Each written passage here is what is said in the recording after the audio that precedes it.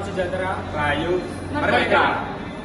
Pada kesempatan kali ini, kami mewakili kelompok kami akan memaparkan tentang langkah-langkah efektif dalam melakukan advokasi kebijakan publik. Perkenalkan, nama saya sendiri Kresna Sandiwaksa. Nama saya Noviana Tiurulan. Nama saya Nova Ilham.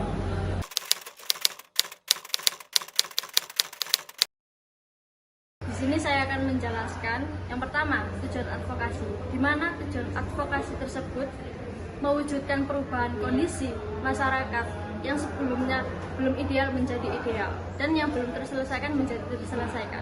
Yang kedua, sasaran advokasi.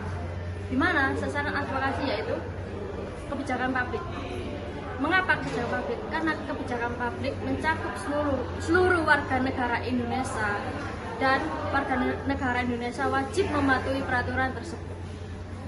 Dan warga negara Indonesia dapat mengawasi peraturan tersebut agar tidak terjadi hal-hal negatif yang menimpa warga negara Indonesia itu sendiri.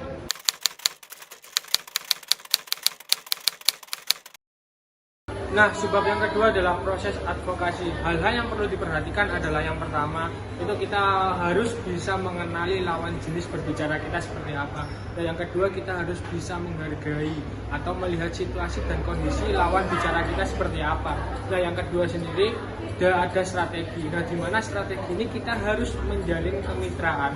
Itu harus dengan baik. Dan yang terakhir itu ada langkah dari advokasi. Dan di mana langkah advokasi sendiri itu harus memiliki tujuan yang sangat jelas.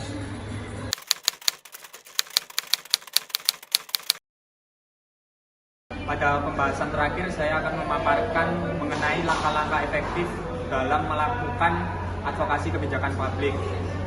Langkah awal yang perlu ditempuh adalah membentuk lingkaran inti, yakni sekumpulan orang maupun organisasi yang menjadi penggagas sebuah advokasi kebijakan publik. Jadi kelompok orang atau organisasi ini menjadi tongkat komando dalam melakukan advokasi kebijakan publik. Yang kedua adalah memilih isu strategis. Nah, pada langkah selanjutnya adalah ketika kita akan melakukan advokasi, kita perlu menentukan isu strategis. Ada beberapa hal yang perlu menjadi pertimbangan ketika akan menentukan sebuah isu strategis. Yang pertama adalah faktor aktualitas. Yang selanjutnya adalah isu-isu tersebut merupakan hal yang penting dan menjadi desakan oleh masyarakat. Dan yang ketiga, isu tersebut dirasa dapat membawa perubahan terhadap kebijakan-kebijakan baru yang dapat berpengaruh terhadap kehidupan sosial. Yang terakhir adalah aspirasi dari masyarakat yang menuntut adanya sebuah perubahan kebijakan publik. Tahapan selanjutnya adalah mengajukan rancangan tanding.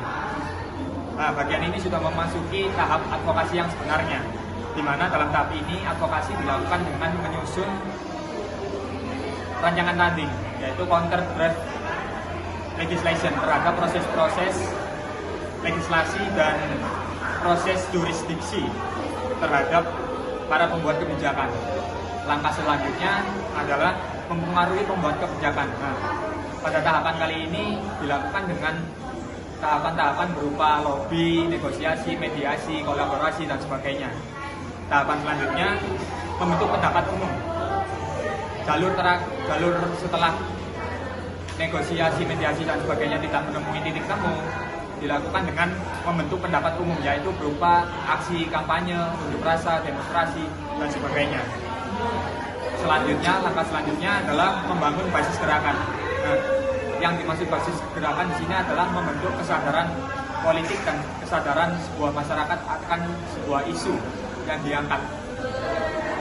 Tahapan yang terakhir adalah memantau dan menilai program. Jadi sejauh langkah dari awal sampai terakhir, tahapan terakhir merupakan tahapan yang sangat penting, yang dimana kita mengawal proses advokasi. Pemaparan dari kelompok kami. Wassalamualaikum warahmatullahi wabarakatuh. Merdeka.